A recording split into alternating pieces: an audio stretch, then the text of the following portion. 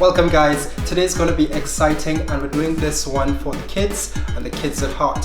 You ever felt for a nice healthy snack? Well, almost healthy snack, something comfortable, comfort food I may say, but you didn't know exactly what to do. Let's incorporate vegetables that can be found anywhere in your fridge, whatever spare you have, some chickpea flour and some herbs and spices. Also, one of my favorites, some sushi sheets, some chickpea flour. This is just some frozen vegetables that I had in the fridge, onion, garlic, a little all-purpose seasoning, some bouillon. We will see if we do some garlic powder and ginger powder just for flavor. Of course, we must. If I make a video and I do not include fresh herbs and spices, my Caribbean card will be revoked. Okay, so we must do that. We have some fresh parsley, some fresh coriander. It doesn't look that exciting, but it's been a long day, but it will work. And we're gonna combine everything. We're gonna add some baking powder to that, just a touch, some water, mix it up, make a nice batter. And a side note, we do have something called pylori in Trinidad and Tobago that is very similar. You will see at the end, you can do a comparison yourself. So today, if you didn't catch it, we're going to make seaweed vegetable fritters. Let's do it. We have the parsley there, so we put this to the side. Let's pick some fresh coriander, which for my Caribbean people, it is the best replacement for shadow benny or bandania, they call it. It has similar flavors, so of course we want some of that inside of there. Put that there, and we rough chop everything because we basically want a pretty batter. When it fries and comes out, you'll see the different colors and variations. Very simple. Chickpea flour, 1 cup. Put that in there. Let's chop some garlic to go with the herbs and spices. We'll just do 3 heads. Again, really simple, rough chop. Really simple, rough chop. If you want me to go slow, 1, 2, just rock the knife. Just rock the knife. Again, nice flow. And you get your garlic like that. You bring it together. You hold at the top, and you just mince your garlic until you feel comfortable. For me, I want it rough, so I'm going to take it like that. Add it to my flour. Add my herbs and spices. Beautiful. I will add some all-purpose seasoning. You can get this in any supermarket. London, mainly in the Caribbean aisle. This is some bouillon. We as plant-based people know a lot about it. It can be salty, so be very sparing with it. I have some purple onions chopped already. So let's chop some more, just a fine chop.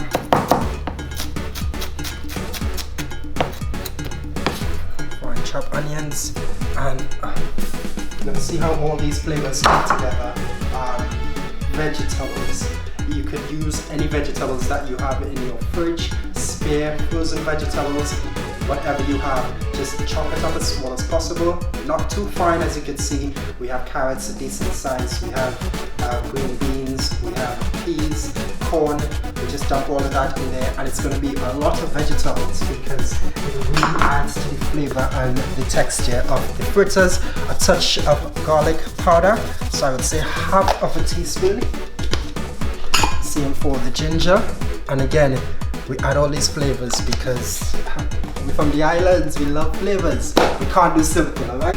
And we mix it all up. Very similar to pylori that we make back home. As you can see, I would need some baking powder, so like that. And it would be 1 teaspoon of baking powder. And that's it, magic. That's the entire process, guys. It's very simple. We're gonna add some water, mix the batter, and then it's ready to go on the fryer. So what we'll do, we'll put the oil on, we will get the oil going, I'll get the liquid in here. When we come back, I'll show you how we fry the seaweed and vegetable fritters. So what we did is we added 2 sheets of nori. We just simply tore it. I'll take one more to show you. Again, 1 nori sheet. I usually just fold it anyhow you like.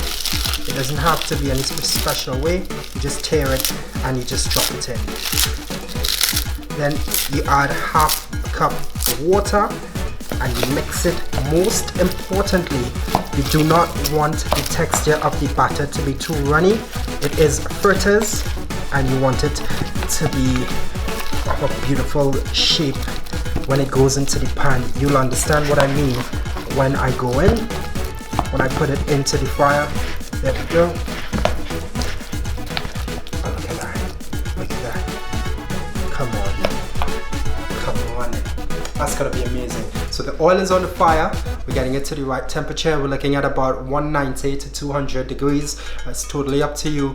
But when you get the oil to a particular temperature, then you need to turn it down because it is chickpea flour and chickpea flour burns very fast. You don't want it to burn. You want it to have beautiful color, but you also want it to cook inside. So we get over to the oil. Okay. So let's get that going. Wait until the oil gets to the right temperature and then we drop in our fritters. So again, onions, garlic, fresh vegetables, seaweed, chickpea flour, baking powder, whatever seasonings you fancy, and it's as simple as that. Your seaweed fritters. Again, you cannot use regular flour for this. It will not come out the same. You need to use chickpea flour. Alright, so that's what you call it in the UK. If you're looking for it, you call it gram flour. There we go. So you turn down the heat a bit. You get your batter mix. Just a little. It depends on the size that you want, but if you want it tiny, and you just add it to the oil. Just so you know, you don't need to put as much oil as I did. You can put a very little oil if you want to be healthy. As long as the bottom of the pan is coated, it will do. Alright? Just put it in. And that's it, magic.